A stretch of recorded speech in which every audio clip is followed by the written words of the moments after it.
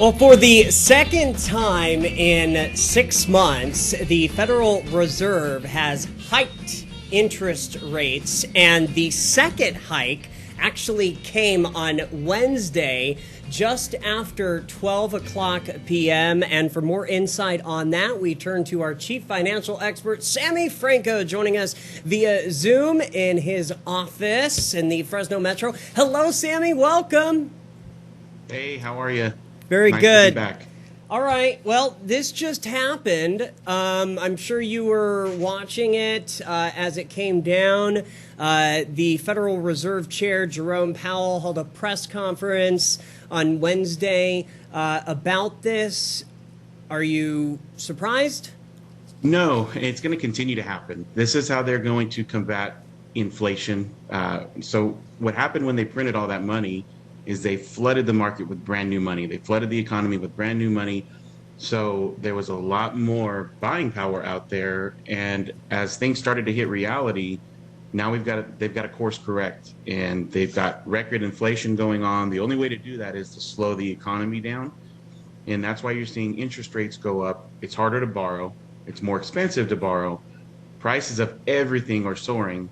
So they're slowing the economy down. This is how they combat inflation. So it's going to happen more. But, there's some things that are interesting this year because it's also an election year, midterm election year. So I'm interested to see how each party is going to the party in charge is going to kind of counter that to offset everything that's happening right now. So it could be pretty interesting September on. September is usually that month where everybody knows how the year is going to end. So once it hits September, we kind of we get a bearing of what's going to happen. So it's not a surprise that the interest rates went up, and it'll happen again. And each time it does, depending on what Powell says when he gets up there, will determine on what happens in the market. Tell me a little bit about, heading into, like you were saying, we've got September, we've got the elections coming up.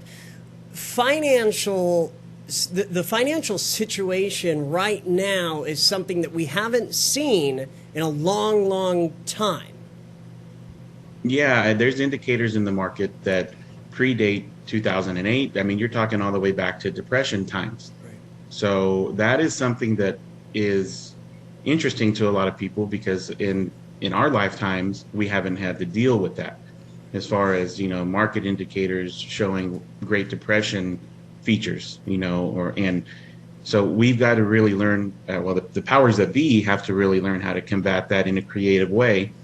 Otherwise, it could turn this into a longer recession than expected. There's no doubt. I believe we're already in it. There's no doubt it's going to last at least 6 to 8 months, I would say, until we start seeing a turnaround. And it's what you do during that time that's going to help you. It's going to determine how you come out of it. Well, tell me, yesterday I was watching a press conference where reporters were asking President Biden, are we in a recession? Are we going to see a recession? He's saying no. Then you've, of course, got the other side of the aisle saying we are, conservatives saying we are in a recession. It just seems kind of like there's so much going on in this moment.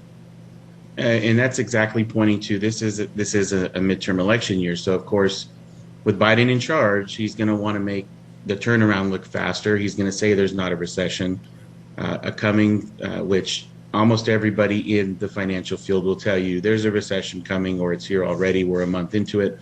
It's coming. There's no way around it. There's just too many indicators pointing that way. The government did too many things, at the start of the pandemic that have put us in the position where we're at right now. And with everything happening with the world economy, and in different financial institutions crumbling. That's a huge thing right now, too, is you look at all of these crypto, like Celsius and Coinbase is being sued. All these platforms where people were housing billions of dollars have folded, or they've frozen funds, or they're doing Chapter 11 and reconstructing through bankruptcy. People are losing millions of dollars. So it's a new asset class is folding. A little bit, Bitcoin, Ethereum, the big dogs in that area will be around, but it's really hard to see because the current administration was already pointing towards, we're looking into blockchain technology, cryptocurrency as a way of the future, but now we've hit some rough waters, and all of a sudden they're folding, right? They're one by one, they're starting to fold, and it's the big dogs that are folding, and people are losing millions. So I think Biden is saying that in part because it is a midterm election year. He's got to make the polls look great because they definitely want votes on their side. So there's going to be something, whether it's a bill that's passed or something that's done before the end of the year, and this is just my prediction, that's going to do something to help the economy, give it a boost, but then we're going to pay for it again at some part next year. So they've already talked about more stimulus checks, another $1,400 stimulus check, and that's going to do nothing but end us up in the same boat that we're in right now next year. It's just going to prolong things. Right. Yeah. It's there's no such thing as free money.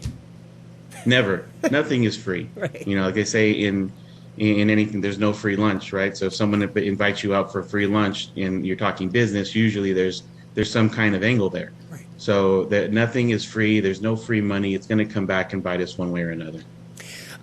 Anything else that you are working on right now? Any advice, any other stuff moving forward? What we've been doing a lot is right now people are looking for different types of ways to hedge their money against inflation, you know, future taxes, because the next thing that will happen eventually is their tax rates are going to hike up because we've got to combat this debt as a country.